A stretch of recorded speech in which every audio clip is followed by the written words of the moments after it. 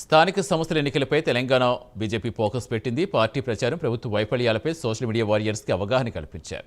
హైదరాబాద్లో జరిగిన media వర్క్షాప్లో BJP chief Ramachandra Rao, ఎంపీలు పాల్గొన్నారు. మోదీ పథకాలు ప్రజల్లోకి తీసుకెళ్లాలని పిలుపునిచ్చారు. గ్రామీణ ప్రాంతాల అభివృద్ధి నిధులు దారి మళ్లిస్తున్నారన్నారు.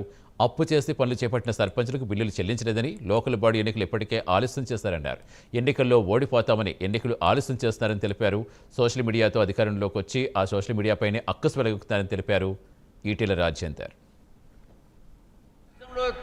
బీఆర్ఎస్ ప్రభుత్వం ఉన్నప్పుడు సర్పంచ్ ఎన్నికలు జరిగిన తర్వాత ఎంతోమంది సర్పంచులు వారికి ఉన్నటువంటి కష్టాలతో ఆత్మహత్యలు చేసుకున్నటువంటి సంఘటన మనం చూసినాం.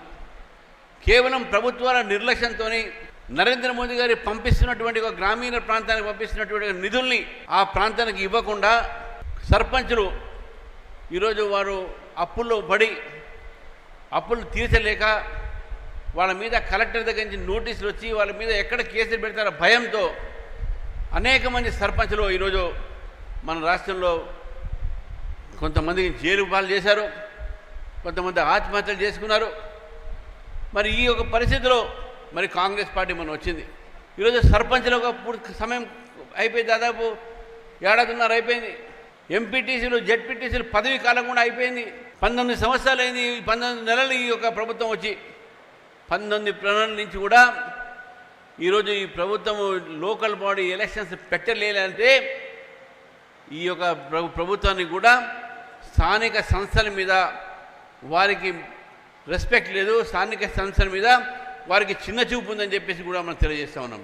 ఇంకా గమ్మతైన విషయం ఏంటంటే ఆర్టికల్ 73 అండ్ 74 స్థానిక సంస్థలకి అధికారులు కట్టబెట్టకుండా స్థానికంగా ఉండే గ్రామ పంచాయతీ సచివాలయాలు పనిచేయకపోతే ఇవాళ అభివృద్ధి సమగ్రం జరగదని చెప్పిండ్రో.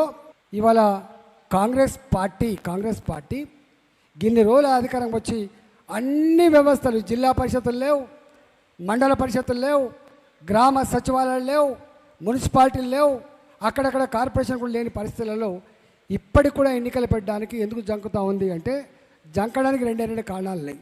ఒకటి, ఎన్నికలు పెడితే ఓడిపోతాం, ఇది వాళ్ళ భయం. ఇవాళ బీసీలకు 42% రిజర్వేషన్ల పేరిట కాలయాపన చేసే ప్రయత్నం చేస్తూ ఉంది తప్ప ఇవాళ వాస్తవంగా అది కారణం కాదు. ఏదో నెపం పెట్టి పోస్ట్ పోన్ చేయాలి తప్ప ఎన్నికలు పెడితే రేపు జిల్లా పరిషత్ గెలవకపోతే, రేపు మండల పరిషత్ గెలవకపోతే, రేపు మొన్ననే అధికారంకి వచ్చిన పార్టీ ఖతమైపోయింది అటువంటి ఒక వాతావరణం బిల్డప్ అయినటువంటి భయాన్ని